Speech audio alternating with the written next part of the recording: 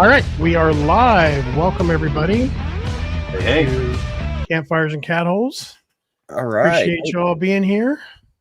It's good to be back. We've got Mr. Brian Carlson from Carlson Adventures. We got Mr. Jeremy from All Things. I mean, you're closer than most of the people that try to pronounce my name. I'm just saying. Pronounce it or spell it right.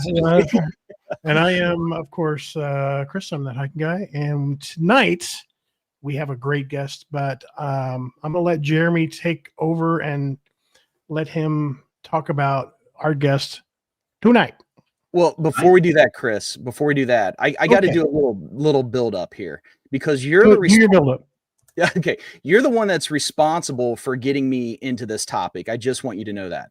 Oh, that's right. I am, aren't I? Yes, you are. So little backdrop. We're going to make this quick because we want to get our guest in here. A couple years ago, mainly January of 2022, or actually might have been February, but we went to LBL, Land Between the Lakes, and we were doing the second off-roading adventure I'd ever done. Yep. And I had David Gray with me and you, and we were going to meet up at that point. I was picking up David at Carmel. And then you said, hey, we've got this great site that you should go to and we'll camp out that night. And it's called Clay Bay. And I'm like, okay, cool. And you sent me the GPS coordinates and everything. It was awesome. So I start researching LBL.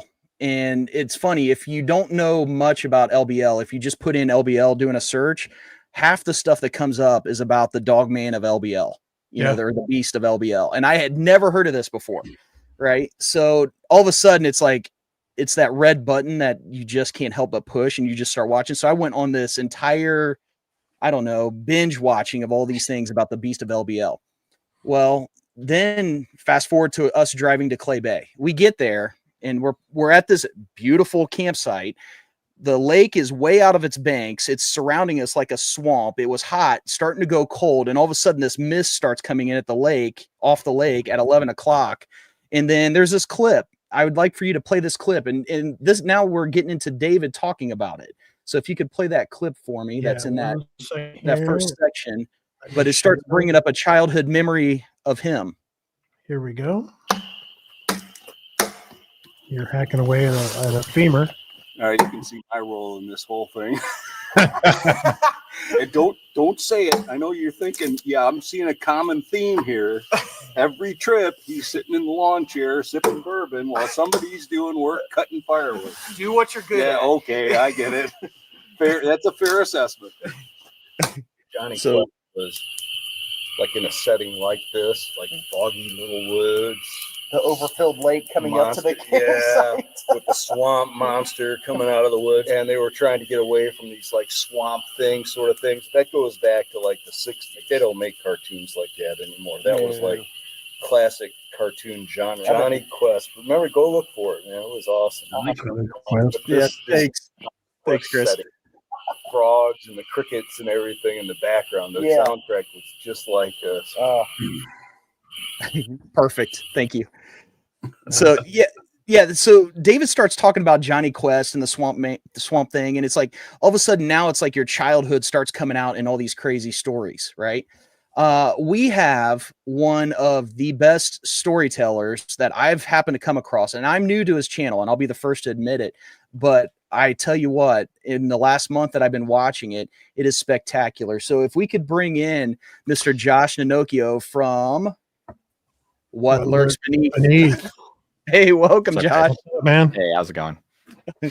So, first thing I got to mention, okay, dude, your beard game is on point. It's on point. Like, appreciate that.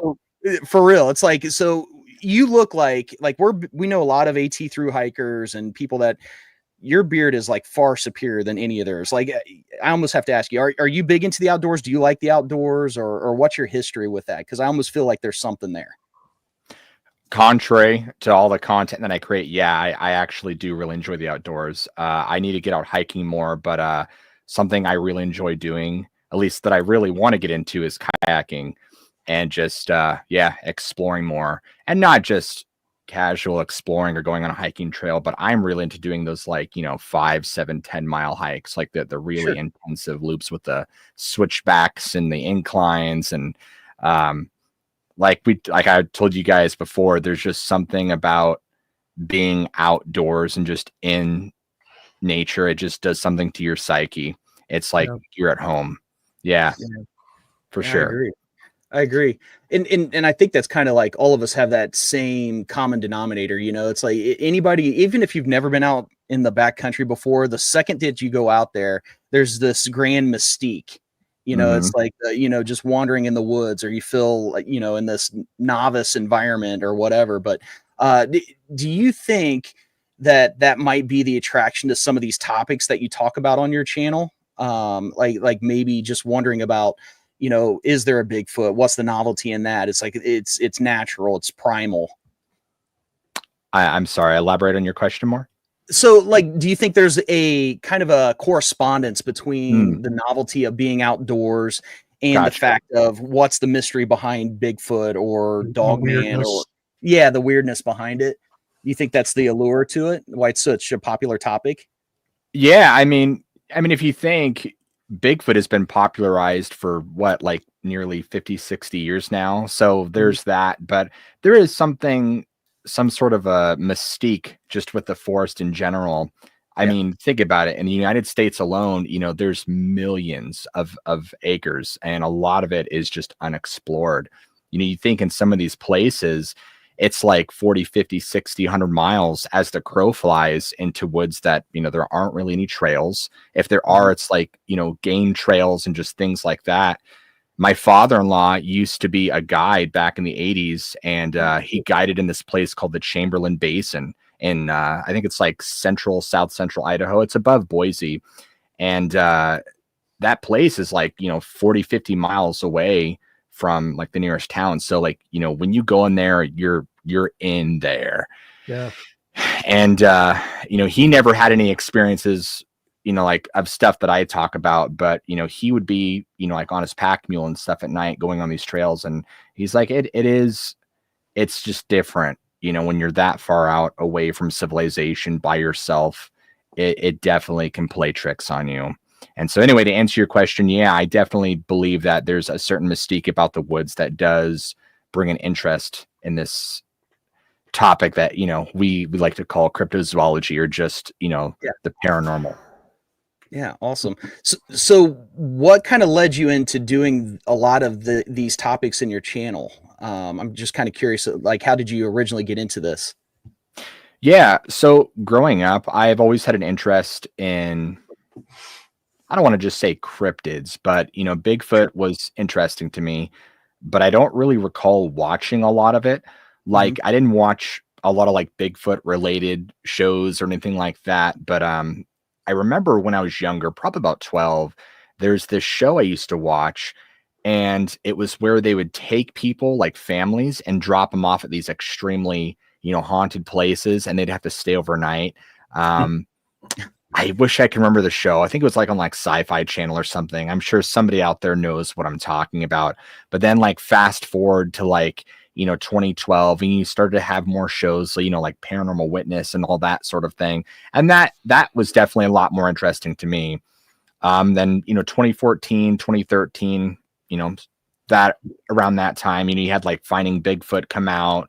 And it was right around there that I learned of something called the Dogman.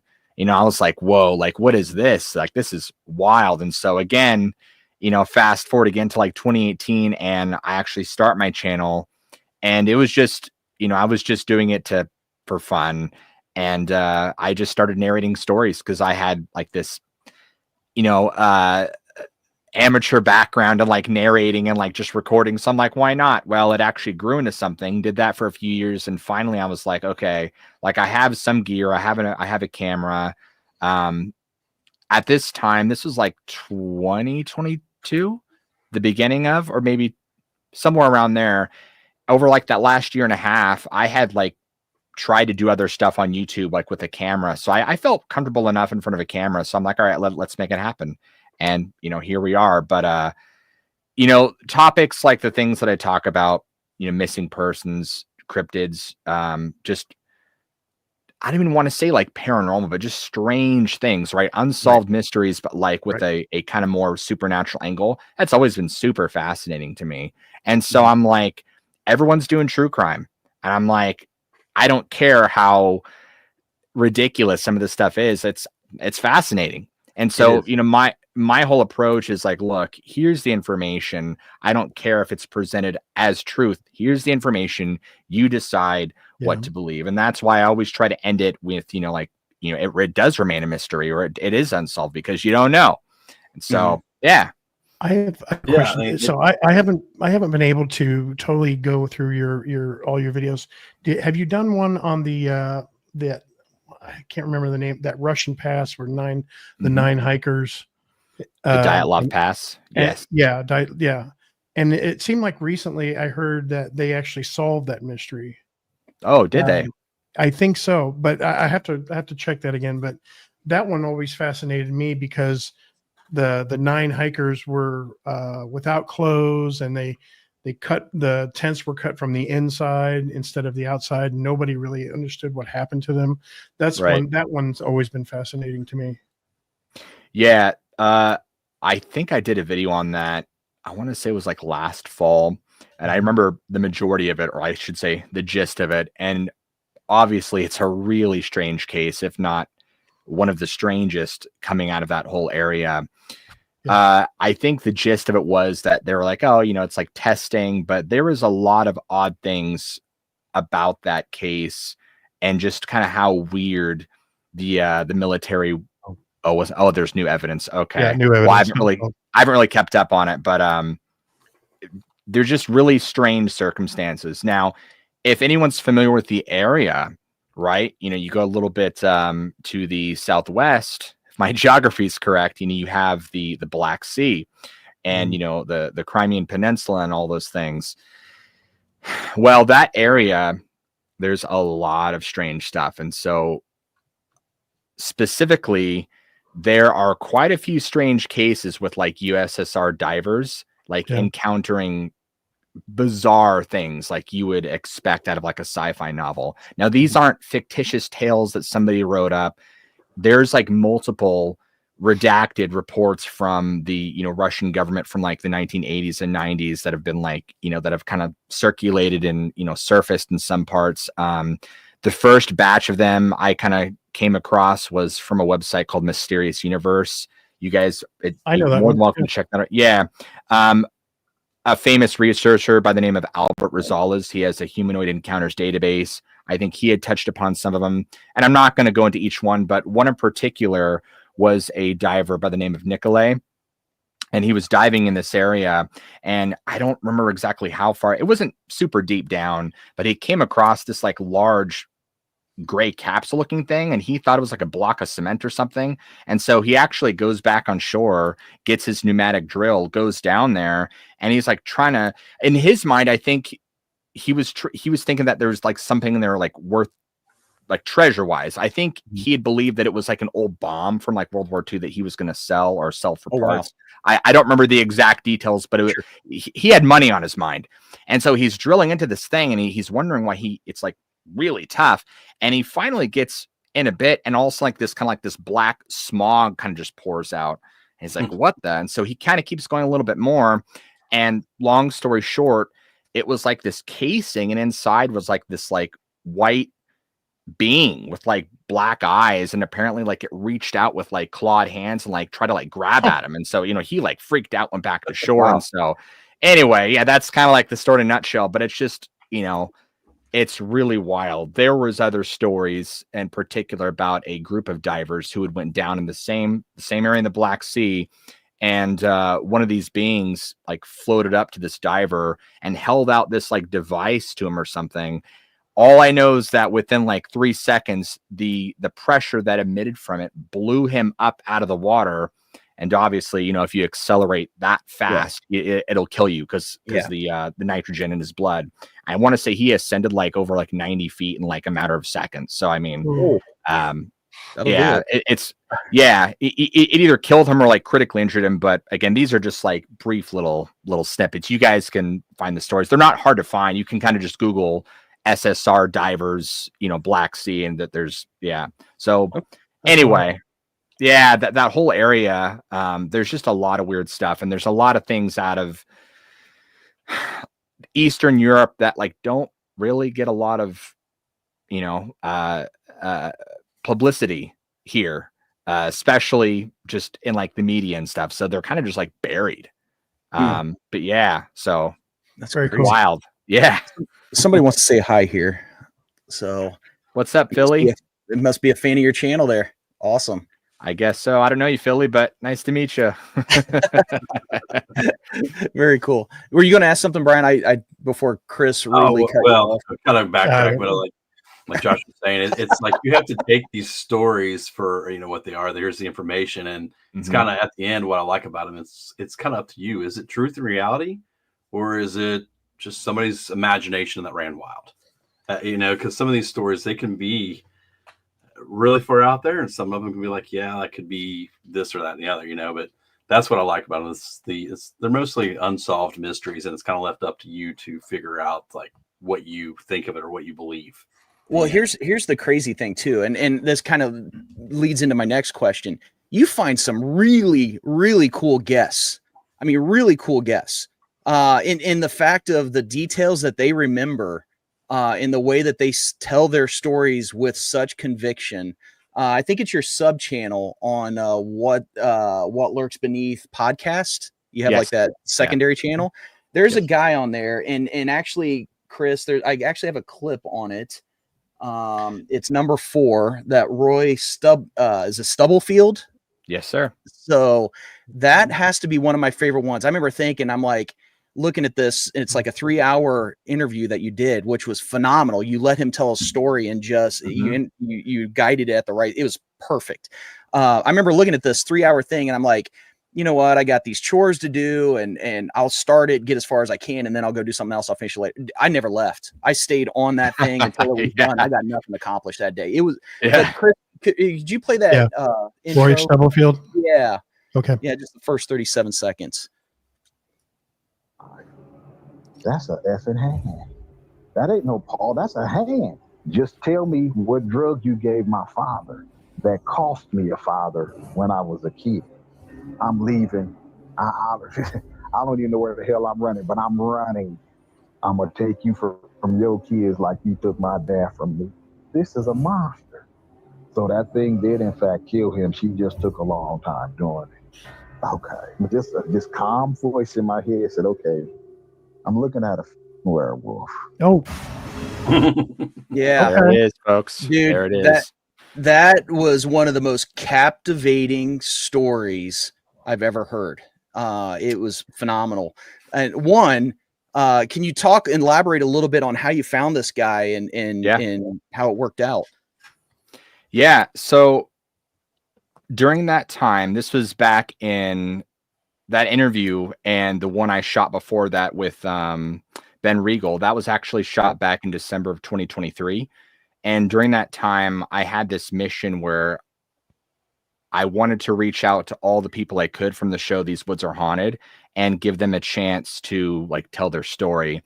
And come to find out in this process of like reaching out to these people, a lot of their stories were unfortunately like very misconstrued or like told out of order, or there were things injected in there that weren't exactly,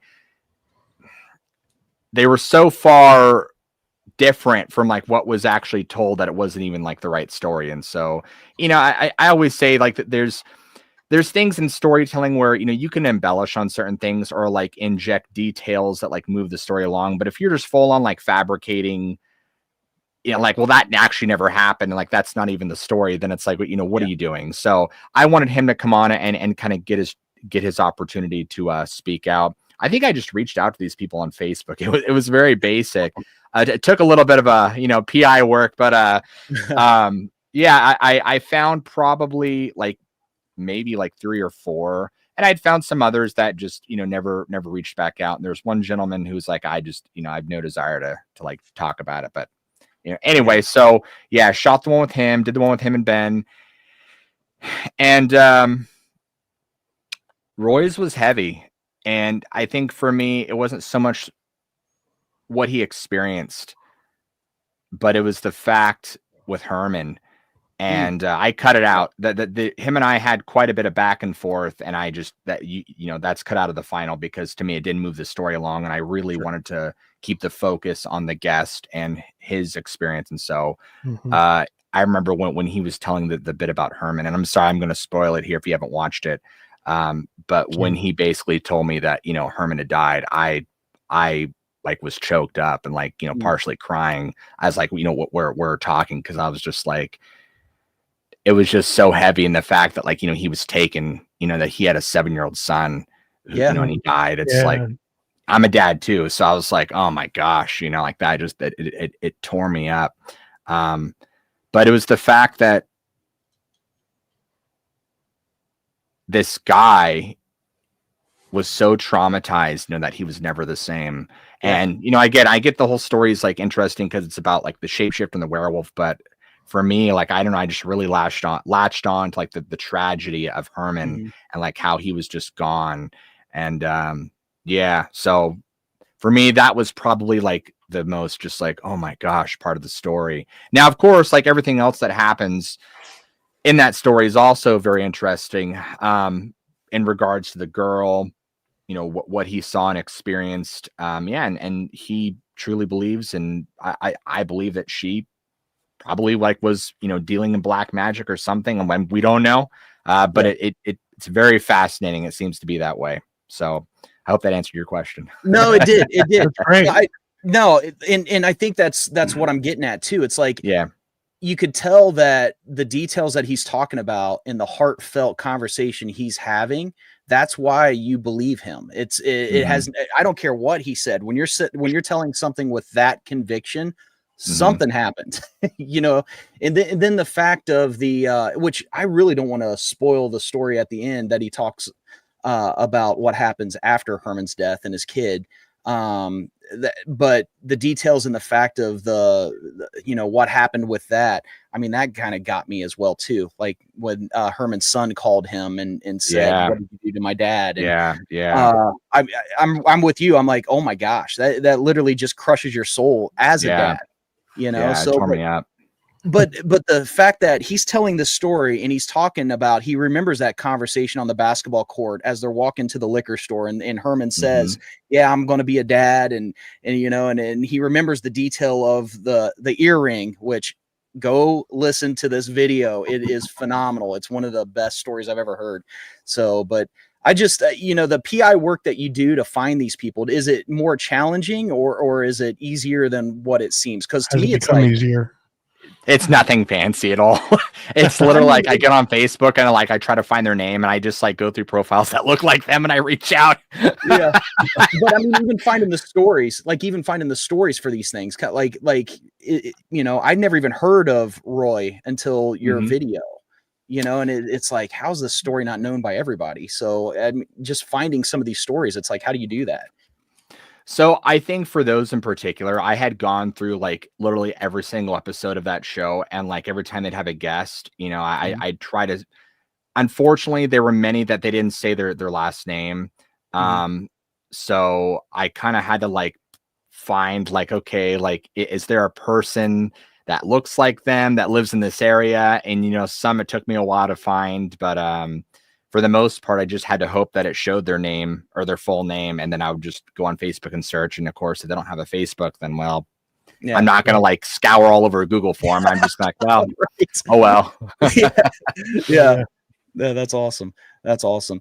So no, let me ask you this. Okay. Yeah. So out of all the cryptid stories, if you have to say the one, whether it's Bigfoot or Skinwalkers, all of them that are out there, what one to you is, if you could say this is the one that is truly real, which one to you would stick out in your mind the most?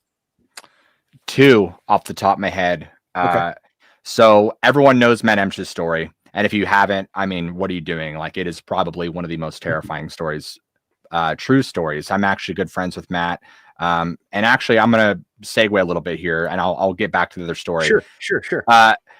One reason why I believe Matt, is that him and I actually hit it off. We became friends like way before the interview happened. So I was at a paranormal conference. He met me. Apparently he was a fan of my show. I didn't know the guy. We just hung out. And, you know, we hit it off, and, you know, I was like, hey, let's hang out sometime. And during us hanging out and kind of just having a good time, I'm trying to remember what happened after that. It ended. And then I think we kept contact. Okay, that's right. That was when I did the first interview. And I did the first interview with a friend of mine named Alan Clark, who's a famous photographer down in Nashville. Because he's like, hey, man, he's like, you know, we should like do a little like interview together. And he's like, you know, we can kind of promote this like photography thing we're doing. And I'm like, oh, that's awesome. And so, you know, he showed some ghost photos and that got some traction. And then Matt reached out to me. He's like, hey, man, he's like, I know it's been a few weeks, but I'm like, you know, do you want me to tell you my Dogman story? He's like, we could do it in an interview. And I'm like, I didn't know you had a story. I was like, sure. And, you know, looking back, you think I would have like got on YouTube and like saw if he had told the story. No, I was like, all right, let's just go into this. And so when we filmed it, I had no idea what to expect. You know, I'd never heard it. I didn't know what he was going to tell me. You know, he could have just like, you know, BS'd me for 45 minutes, but then he just lays out, you know, what he laid out in the interview. And so everything you see is 100% a genuine reaction from me. And I will say this, if he's acting, give the man an Oscar. Right. Yeah. An incredible performance. So, absolutely. But again, everybody knows that story. I'm not going to rehash it. If you want to go see it, it's the main video on my channel. I really recommend watching if you haven't. And then the other one that I think is equally potent. Actually, there's another one off the top of my head too. It's just not as terrifying. Is Fred Rolling? Forgive me if I'm pronouncing his last name wrong. He is either part native or full native up in Alaska. Oh my gosh, he had this terrifying experience. Woo, with these wild hairy men that literally, I don't want to spoil it, but they basically, I mean, these were violent, like they were going to eat them. Oh. And I just remember the one part of it, you know, it like stuck its face up in the glass and looked at both of them, and they gave them the expression that like, you're food, and it grinned at them. Oh, I'm getting a chill because I'm not going to tell the story. Just go to YouTube, look for Fred Ruling. His last name is Ruehling, I believe. Okay. And it's an incredible story. The other one that I thought was really interesting that I believe is a guy by the name of Ernie Davio. And his experience took place in, was it Vermont? I don't know. I'm not really familiar with like the geography of, you know, the northern East Coast, but it was around there. And long story short, he had gone in this area and was like hunting. He was a younger man. I want to say he was probably closer to my age, you know, like in his you know, mid to young 30s. And he's like looking out and he sees this like hairy thing behind a tree, and like it double takes. It sees him too, and him and this thing are both shocked. And before this, you know, he was like, yeah, Bigfoot, like, okay. And so this isn't just like, oh, I done saw Bigfoot. No, he's like, holy crap, like this is like this thing. And it looks at him, and we know what it does next. It doesn't run away. It doesn't growl at him. It actually like starts to walk toward him. And then it does this. It points to him and it points back at him. And then it does this with his hands because he has his gun out. And he's like, yeah. And Ernie told me, he's like, the gist I got was that it was saying we're equal. Because it didn't point at itself first. It did him, and you know, then it did this as it approached him, and it got within, I want to say within a couple yards of Ernie, and it didn't talk to him, but it started doing hand gestures to him, like, you know, trying to find out like, how did you get here? Like, I didn't see you, you know. And the gist is that these things were actually hunting the same deer that Ernie was, and Ernie got the and these things were hunting for food. And get yours, man. Have at it. Yeah. He said that this thing was doing hand signals to him much the same way an adult would like try to communicate with a toddler. Mm-hmm. And just being this close, I mean, he talked about all the details of the face. And in fact, if you guys go on Google and you type in Sibylla Irwin, who did an amazing, she's an artist who creates these incredible eyewitness sketches. She works with witnesses, and they spend months nailing every little detail to the T of what they experienced. So if you look up her work, you can see it. In fact, you might be able to pull it up right now if you can. If one of you guys goes to Google and you Chris type in Ernie, What's the, yeah. How do you spell the? Which one? Sevilla Irwin. Yeah, and then type in Ernie. Davio is DAV. And I think it's EIAOU. I could be wrong on that, but it's close. Anyway, the Bigfoot he saw had like ice blue eyes, I think like a husky. He said it had a young complexion, so it was probably in its 20s. You know, like he just told me all these details, and it was just like, wow. And then after it kind of got done, you know, hand gesturing to him, it went over to this other one behind the bush, and it started like, you know, doing what they describe as samurai chattering, like, you know, and it was like angry, like, you know, and then it like looked over at Ernie, and the other one did like this too. And so it was probably saying something like, you're supposed to be scanning the perimeter. How did you let a human go through? Like, what are you doing? Yeah. And so it's really wild. And, you know, after that, like Ernie was obviously changed. And so there was another story he had told me of a gentleman. I don't remember the details of it, but long story short, years later, another guy was driving through that same area, and it sounds like he saw the same one that Ernie did, you know, years ago, because this was like back in the 80s, I believe. So again, that was just another really incredible story off the top of my head. But yeah, I would say those three like just really, really stick out to me. So Bigfoot is probably, I'm guessing Bigfoot's probably one of the two that you would believe would be real out of all of them. If you only said one of them were real, you said you might have two. So what would be the second? Stories. Yeah. Well, yeah, just like individual beings. Like if you said, you know, which individual cryptid would be real out of all of them? What do you think would be the most believable to say that this one's real? Well, the first thing I would say is that unfortunately the idea of believable is a construct that has been pushed by society for us to believe, you know, what we want to be told and we want to believe. So I have to like take that and set that aside. So now that that's over here, now to be like, okay, well, to think logically and critically doesn't always apply in this subject either, because that's dealing with, you know, the third dimension, things we could touch, see, smell, senses, things that make logical sense. So I have to put that over to the side. So what am I left with? Then you get the people who are like, I saw Jesus in my pancake syrup. So I'm like, okay, well, hold on. So, okay, keep him over here, right? Because there are those people. So I'm like, okay, well, I'm going to be cynical, but I'm also going to be open-minded. I'm going to be jaded, but I'm still going to listen. So I'm like, okay. And then I start to look, and I start to look, and I start to look. And what I come across is just a myriad of report after story after report, all. And of course, I'm sure there's lies and BS buried in these piles, of course, but of just, I don't want to just chalk it down to just an encounter or like, you know, an event, but all these people are describing similar behavioral patterns, similar physical attributes, behavior. I already said behaviors. Behaviors. I'm drawing a blank right now, but a lot of similarities between cases of, say, like, I guess we'll just say Bigfoot and Dogman, right? Skinwalker and all that other stuff. Like that's a whole other thing, which we can get to. And you know, none of them are so fantastical that I'm like, oh, please. For example, like, you know, none of them are like, yeah, and it came up to my door and it knocked on my door and it gave me its phone number, man. Like it wanted to date my sister, bro. Like nothing like that, right? It all feels, well, with Dogman specifically, a lot of it feels like very demonic, very predatory, very 100%. Terrifying.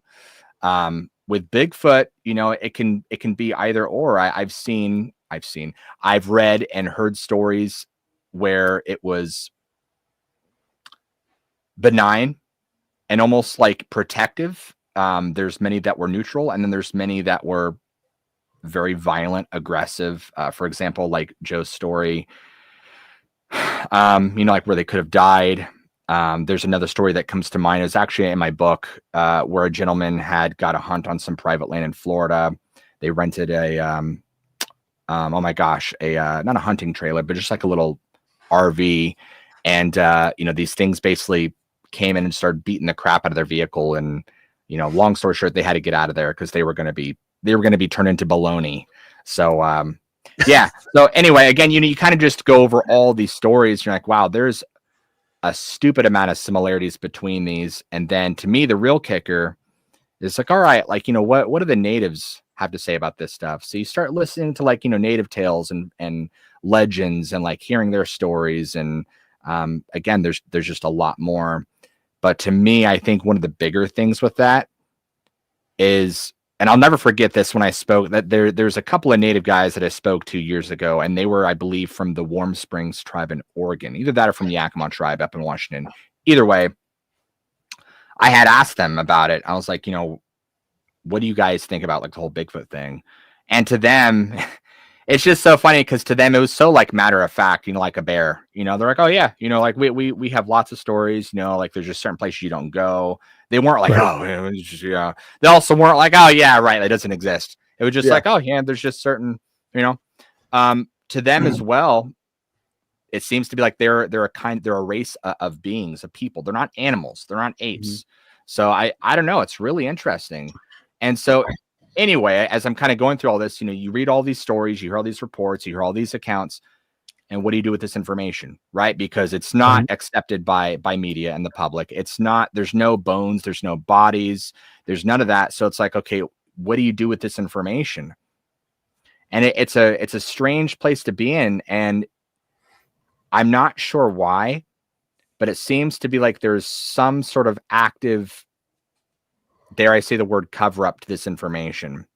And I'm not exactly sure why. I really don't like it's meant to be that the entire Bigfoot phenomenon is supposed to be like some like, oh, a hoax. You're made to be crazy. Now, the first thing I've suspected is, let's say they went out and, that they announced that, these things were real. Can you imagine the complete chaos that would come? First off, the complete distrust in the government that would follow. You guys knew about this the whole time and you lied to us. Secondly, you would have many people up in arms going out in the woods with guns, shooting, trying to hunt and kill these things. And thirdly, you would have a massive revenue loss. Now, I don't know for the people out here watching this, but federally, they bring in something like $30+ million of revenue a year from like state parks, national parks. So I'm like, imagine the revenue dip from just families who like to go out, annually, or every few months with their families. They ain't going to go anymore. So, I mean, those three things to me are probably the most, are probably the top. And I'm sure there's other reasons that are probably more nefarious, but there's another story that I think you guys might enjoy. Now, I've heard some things about it that it's not true, but I've spoken to Joe Barger. That's his name, Joe Barger, myself.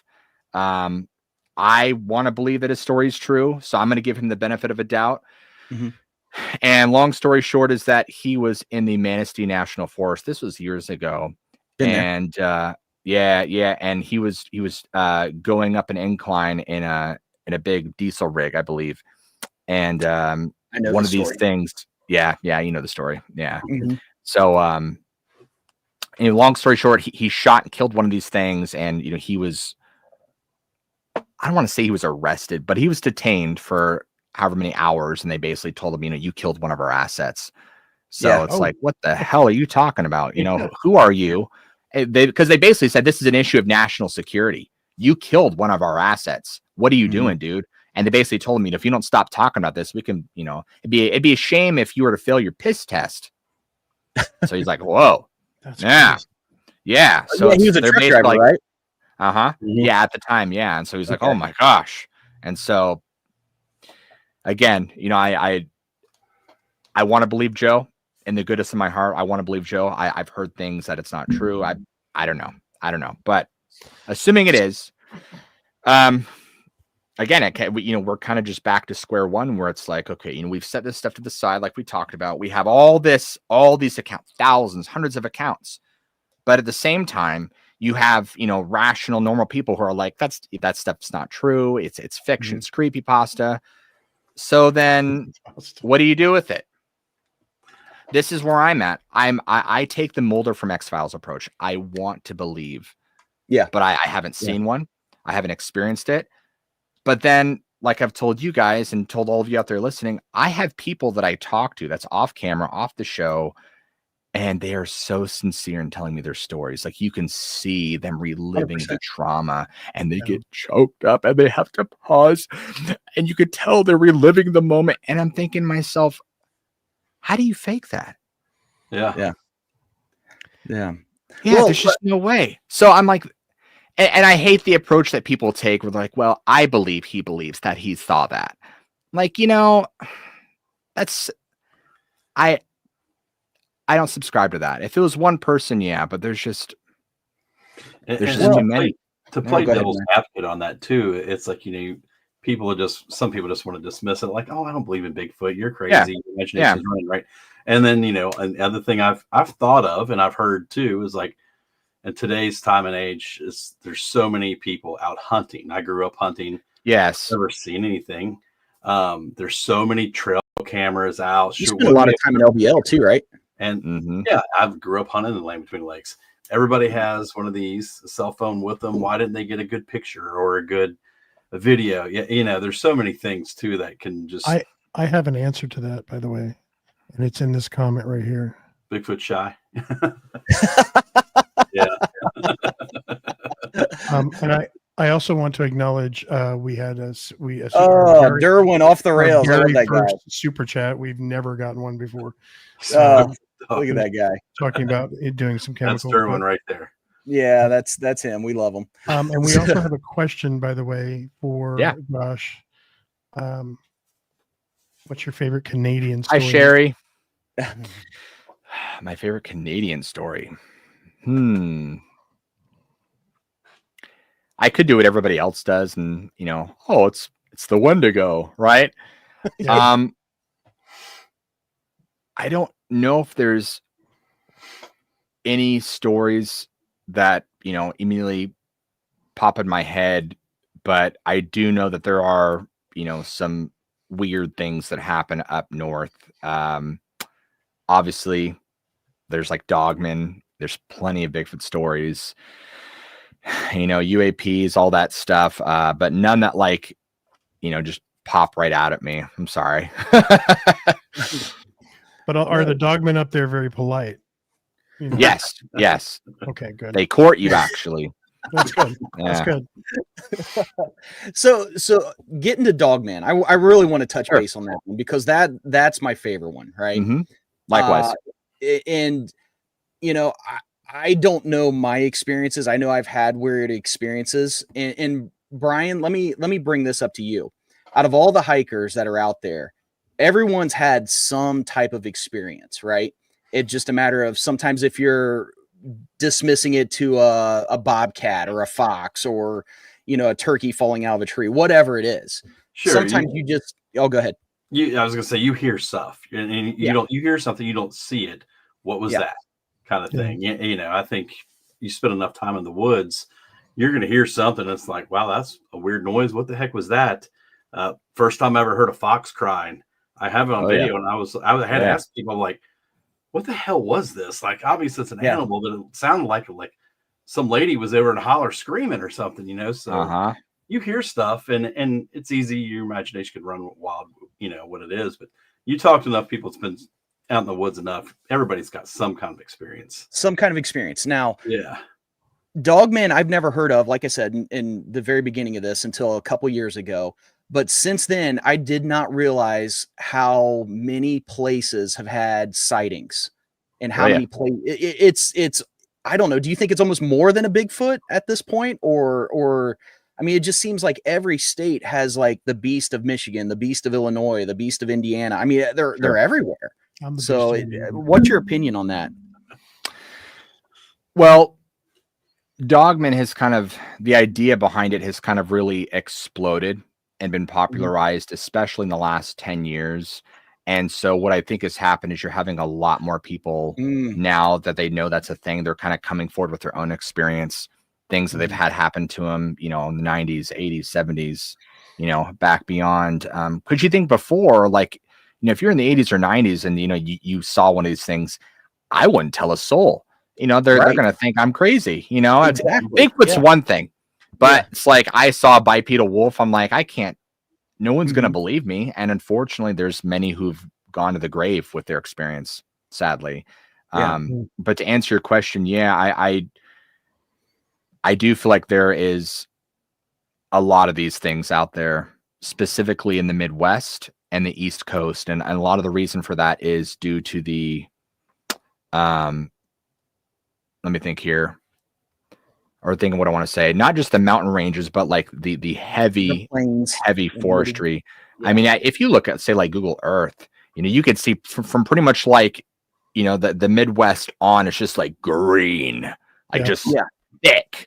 And you got the Appalachian Mountains, you got the Ozarks.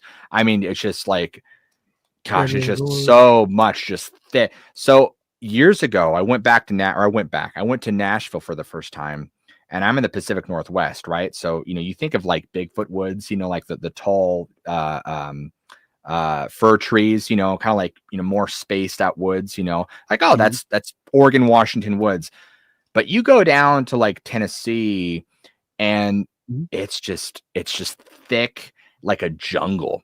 I remember we were in Nashville, and I remember just looking out in the hills, and it was just so dense. I'm like, this is like a jungle out here. Oh, it's a totally different kind of woods. And I thought to myself, when we were first coming over here, like, we were having like to hack our way through this stuff to even get to civilization. It's like, so there's a lot of areas where these things can, thrive and survive. And I mean, there's so many different ways I can talk about this. I mean, so I don't know if you want me to touch upon certain stuff, but I guess there's one thing in particular where there have been people who had been like killed from what they deem as wild dog attacks. They're like, well, we don't know what it is. But these people are like mauled, ripped apart. I mean, torn to shreds. So it's like, okay, well, yeah. I mean, I'm not saying one way or the other, but it is interesting. Do you think Dogman is the same as a werewolf? No.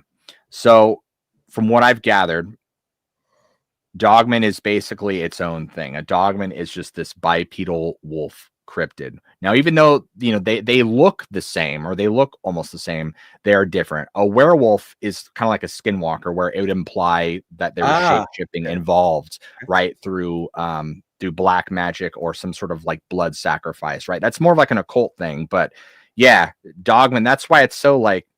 And then you have the other sect of this thing where it's like, people believe it's like a government bioweapon. And I don't know if there's both or what. There's a lady I spoke to. I probably won't name her name, but she was telling me that she had a chance to speak with a gentleman who's unfortunately deceased. He was killed, actually. And he came from a program that was ran by I don't know if he ever gave a branch, but anyway, he got in contact with her, and he started telling her all this stuff. And she's like, why are you telling me this stuff? And he basically told her, I'm like me and this other person, are they the one left from this group? They've killed us all. I might as well tell somebody. And it was like 4 years later, he had a stroke, and he died. And his wife called her and was like, they finally got him. He's dead.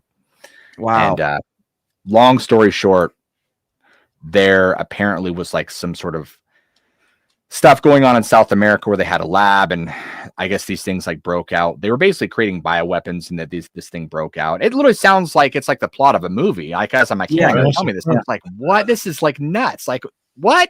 And apparently it was like murdering a lot of people in some of these like villages. And if you think like in parts of South America, like it is as rural can get, I mean, like if an entire village is like mutilated, and you're not going to hear about it here, it won't even, you won't even know. And anyway, so I guess they had a team come in and like take these things out. And so it's just like, so anyway, I've heard that it's like, a weapon, that other people have said things along the lines that, they've always been here. You talk to like certain tribes and stuff, and they're like, yeah, specifically like the Chickasaw and the Choctaw.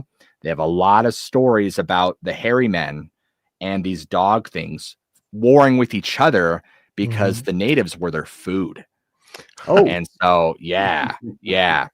And so it's like, what is it then? I don't know. I can only tell you what I've come across. So I'm like, I don't know. NADP has grown a lot and less. We do have one other question here. Have you Yeah. ever regretted not pushing harder on anyone's story? ooh, great question. That is a good question. When you say not pushing harder, do you mean like elaborate on? Trying to get them to elaborate maybe is what they mean.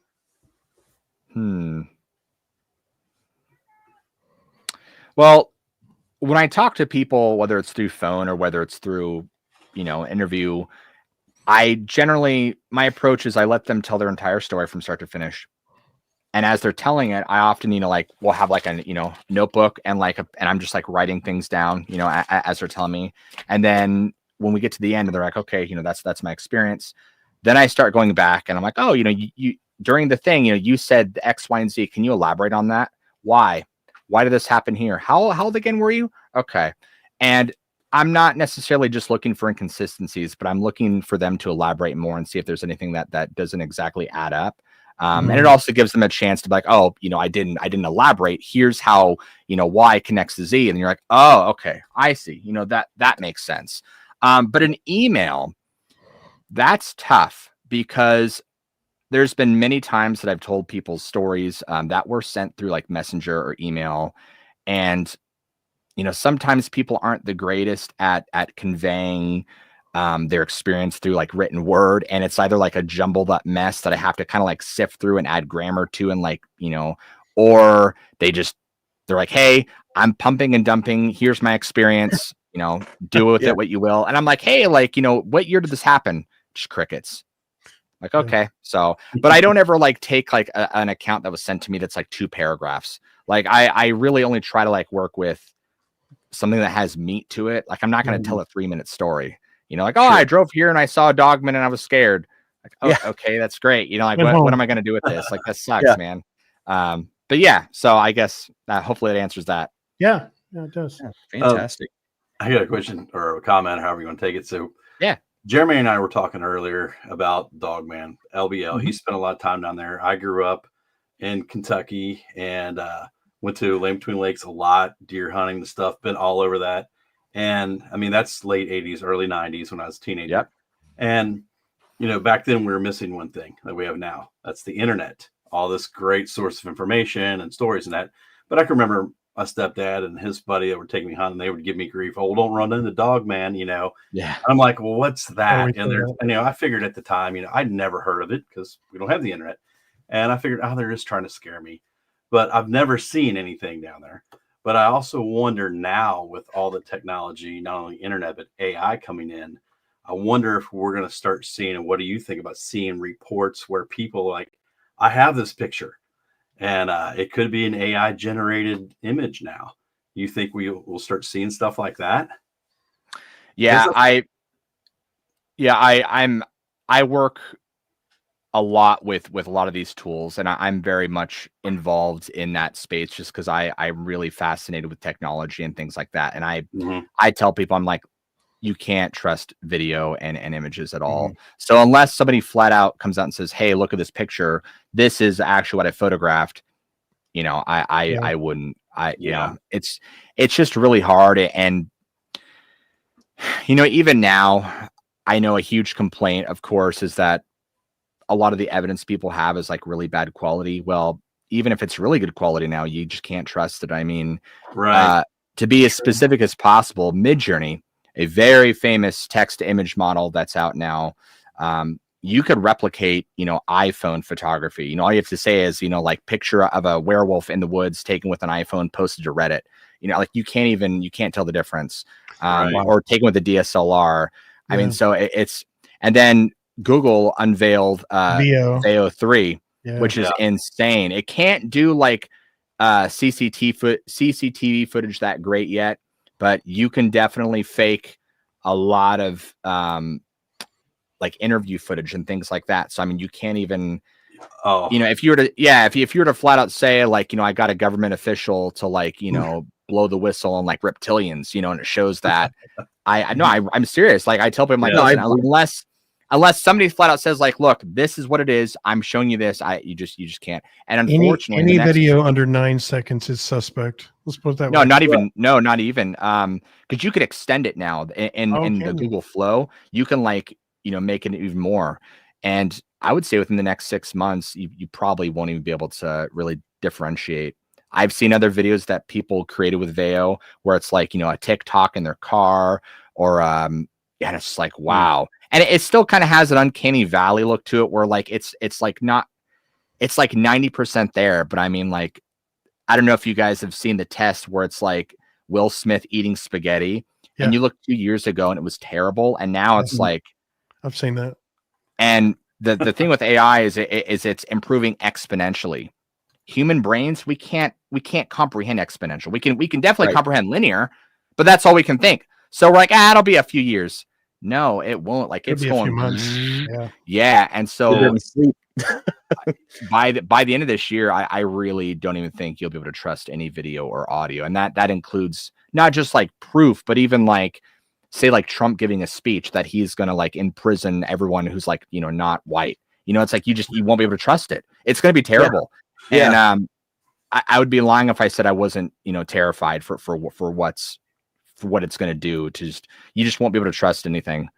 And, I mean, because that's one of the things you get all these people's experiences and stories, and the one thing they've always lacked is as humans, we want to see the visual proof, right? Where's the pictures? Where's the videos? And now we have the technology to just like, well, here it is, and make it up. So I just wonder what your thoughts were. Like I said, are we going to start seeing that now? Oh yeah. I mean, you probably will, but something else I found out, and this is different than the whole AI thing, is that at the end of the day, you could have the best proof in the world, and the people who want to believe will believe, and the people who don't want to believe won't believe. It doesn't matter how clear of a picture you got. You know what I mean? Because it's just how it is. It's just how we are. It's how we're programmed. It's just a human condition. I think for some people, having that kind of proof, it scares people. They don't want to believe that. But, if you do want to believe, you don't need a picture to be convinced. So, True. Yeah, I agree. Well, and even sometimes like in Roy's scenario, he almost had to like talk himself into what he was seeing, right? It's like, I'm really looking at this. I'm really looking at a bipedal wolf standing in front of me. I mean, I've had an experience where it's like, I think I've told the story before where I went out to Red River Gorge, and when I go there, it's so busy on trail. I always go off trail just to escape the people. And usually what I try to do is go in late the night before, went up this chute, and Brian, this will sound familiar, but I was going up Bison Way Trail, hit a left and started going up towards the arch, Adena Arch. And there's a little flat spot at about 1 a.m. When I got down there, you just hike in and camp.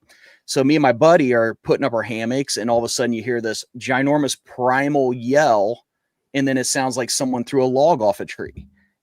That's not any animal I've ever heard before, out of all the animals I've ever heard. And I look at my buddy and I'm like, what is that?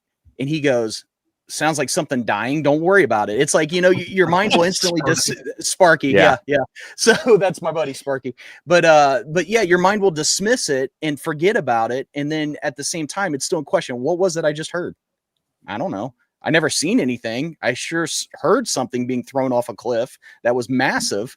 So, and that yell didn't sound like any animal I've ever heard before in Red River Gorge, but like, I'm not saying it's Bigfoot, but at the same time, what was it? It's like you just talk yourself out of everything all the time. So that's what we do as people. Yeah. So, I think that's just a natural part of our defense mechanism for our sanity. In fact, even in that Fred, I hope I'm probably butchering his last name, Rolling. He was with a couple other people, and I remember during the story when they were basically being hunted by these wild hairy men. I'll never forget it. The guy the guy he's with just starts like he's in such a complete state of fear and terror and endangerment that he starts disassociating, and he's like, oh man, yeah, those fish prices, he just starts like talking like things that are not even related, and just like he's so gone that it's like, what are you talking about, dude? Like, come on, we got to get out of here. And it's like, it just psychology and the human brain and how we operate and work and neuroscience, that's the word I was thinking of, really fascinate me. So when you hear this and you hear how our brains operate and the things we do and the emotions and behaviors we elicit when we're under either extreme stress, endangerment situations, you know, where we might potentially die, or in this case, like trauma, it really only responds in certain ways. And I know, like, a big thing that people always say is, well, how come if you were in this situation, blah, blah, blah, you didn't pull out your phone? Well, you have to understand that when you're put in a traumatic situation, that's a logical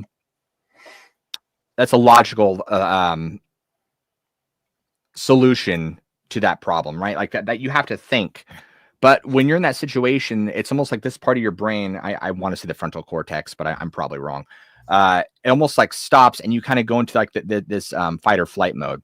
And that's why everyone describes, you know, time stands still, because it literally does. Because almost your body like surges with adrenaline. And it's like, you know, you don't know what you're dealing with here. And so, you know, I know, of course, there's a myriad of situations that people can be in to have this happen. It doesn't have to necessarily be with like a cryptid or something. They could be in an actual, like, you know, fight or flight mode. But you know, another great example of this is like, you know, think of the people that, you know, that end up in like a shooting or like a knife fight or like something's really severe where like they're fighting for their life.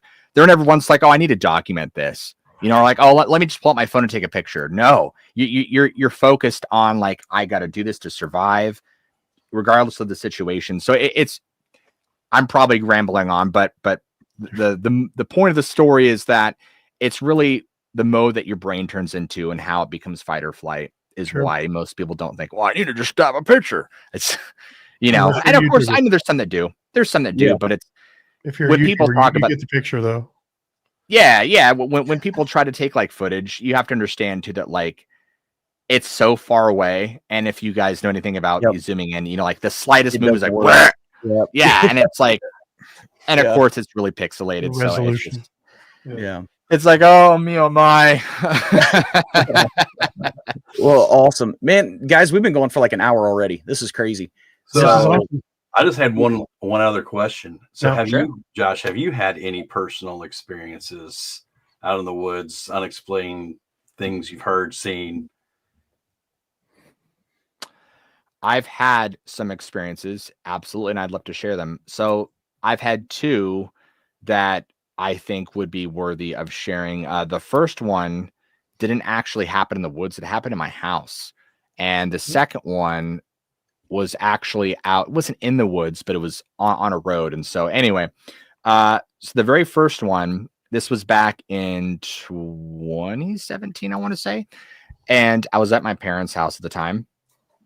And we had a guest bedroom where I was staying, and there was a desk, and I had my computer set up, and I was facing the wall like this. To my right is a bed, right there's a window, there's a ceiling fan, right? Nothing fancy. It's probably like maybe like a 12 by 12 room, just a typical bedroom.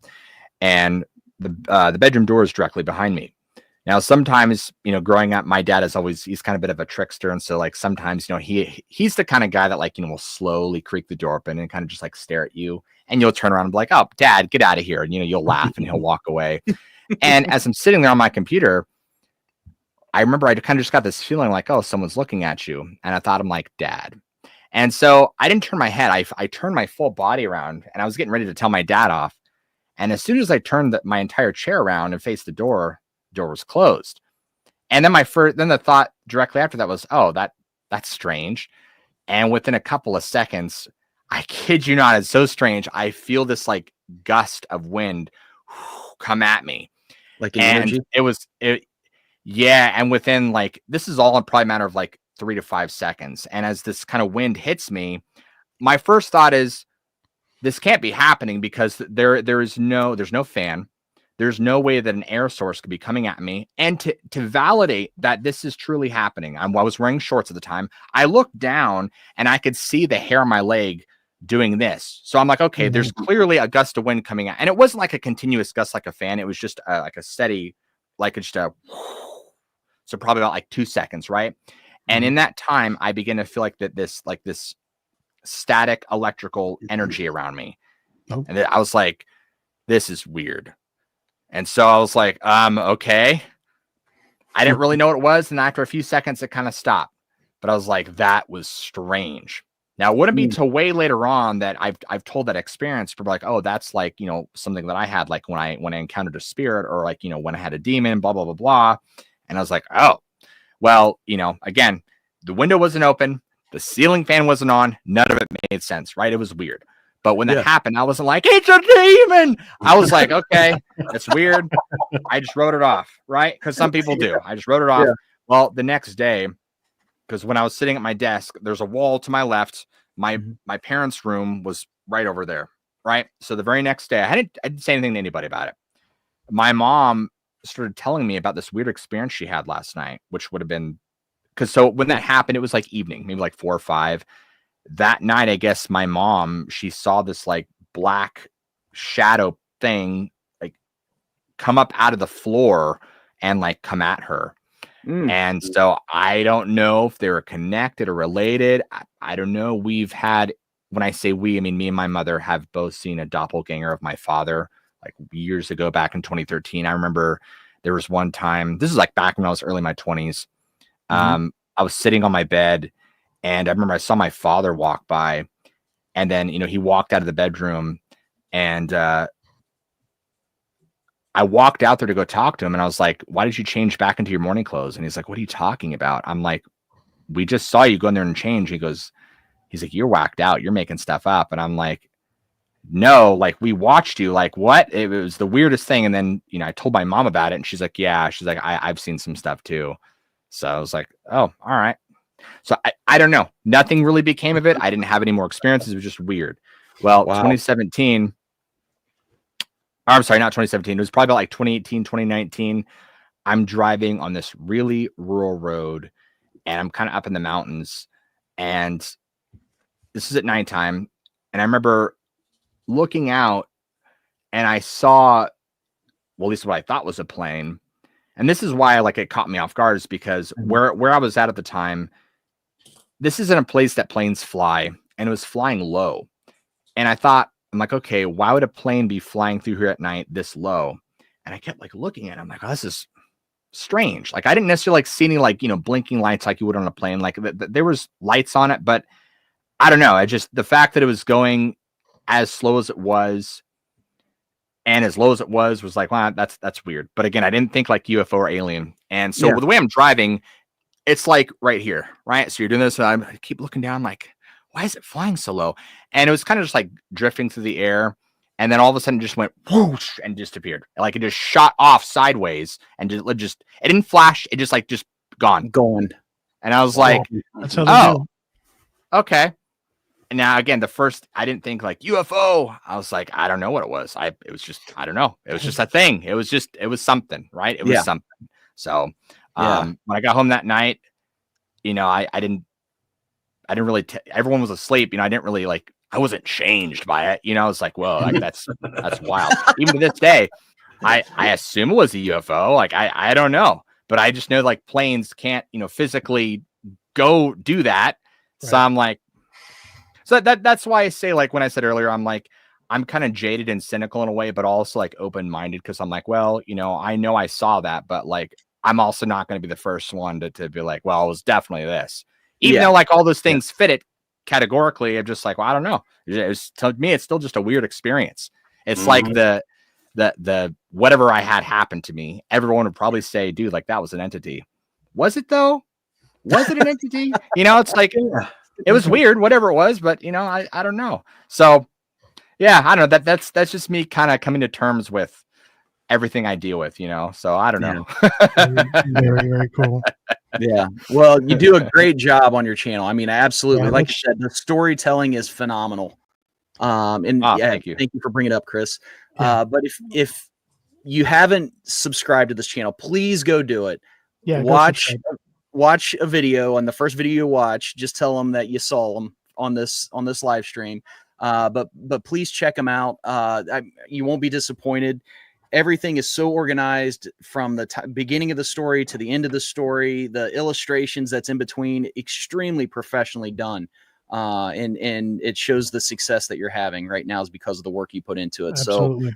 So I'm looking forward into diving much more into your channel. So like I said, I'm a month in and I'm loving it. So absolutely. And thank you so much for coming. We appreciate you sharing your stories with us. Thanks for the invite. It's a great conversation. Really enjoyed it. Yeah, I had a blast. Invite me back anytime.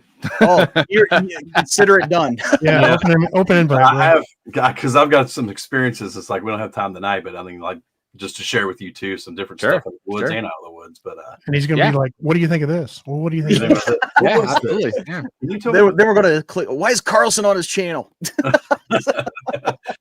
If anyone out there has anything they want to talk about, share, like you guys could hit me up on Instagram. You could, there's an email there you could reach out to. I mean, there's numerous ways to contact me. So, don't hesitate. I don't bite. So yeah. Awesome, man.